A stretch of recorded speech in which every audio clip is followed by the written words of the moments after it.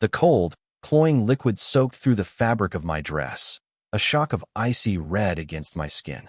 A collective gasp rippled through the grand ballroom, a sound like a single wave breaking against a silent shore. My own birthday party, my own home, and I was the spectacle.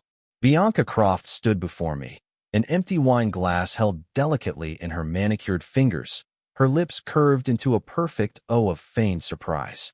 "Oh, my goodness," she breathed, her voice carrying across the hushed room. "Clumsy me. I am so terribly sorry." Her eyes, however, danced with a triumphant, cruel light that told a different story. She leaned in, her expensive perfume a sickening cloud around me, and whispered for my ears only. "But then, a cheap little black dress like that is probably used to stains. It looks like it came from a second-hand shop. Darling." The world narrowed to her smirking face, the dark red stain spreading like a wound over my chest, and the sea of staring eyes that surrounded us. My cheeks burned with a heat so intense I thought I might spontaneously combust. I felt small, exposed, and utterly alone. "Stay with me. Watch until the very end, because what happened next, what my husband did in the moments that followed, wasn't just revenge. It was a symphony of annihilation, a meticulous and breathtaking act of justice that would leave everyone in that room speechless. You don't want to miss it. Now, let me take you back to where it all began, 3 years ago. Back then, I was not Maya Sterling, mistress of a sprawling estate and wife to a CEO. I was Maya Jennings, a librarian in a quiet city branch, a woman who found more comfort in the scent of old paper and binding glue than in the clatter of high society. My life was simple by design, a carefully constructed reality that shielded me from a truth only I knew. My father is Marcus Thorne. If you know the world of technology, you know that name. He is a titan, a recluse, a billionaire many times over who built an empire from a garage and then retreated from the world he had helped to shape. He raised me not with nannies and drivers, but with books and lessons in self-sufficiency. "Maya," he used to tell me, his voice a low rumble that always made me feel safe. "Money is a tool, but it's also a poison. It changes how people see you. It puts a price tag on everything, even love. The loudest person in the room, the one showing off their wealth, is always the weakest." He encouraged my desire to live a normal life, to use my mother's maiden name, to find my own way.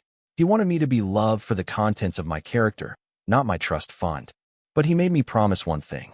He gave me a private number, a direct line that bypassed all his assistants.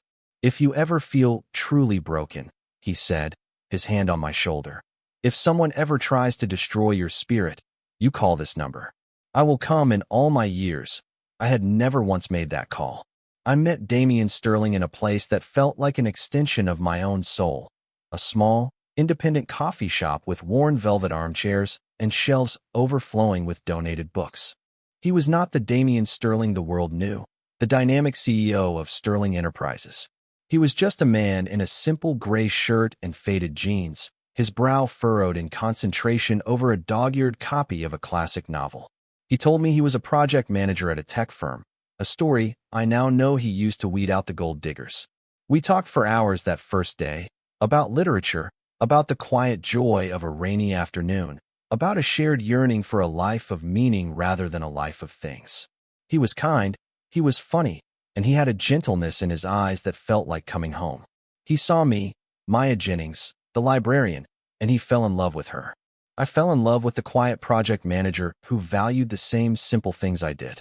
Our courtship was a whirlwind of handwritten letters, long walks in the park, and shared dreams whispered in the dark. When he proposed a year later, on one knee in that same coffee shop, it was the easiest yes of my life. It was only after we were married, after we had signed the papers that bound our lives together, that he told me the truth. He sat me down in our modest apartment and confessed that he was the CEO of his company, that his net worth was in the billions. He explained that he, like me, had been terrified of being wanted for his money. He had constructed his own simple life as a test, a filter to find someone genuine.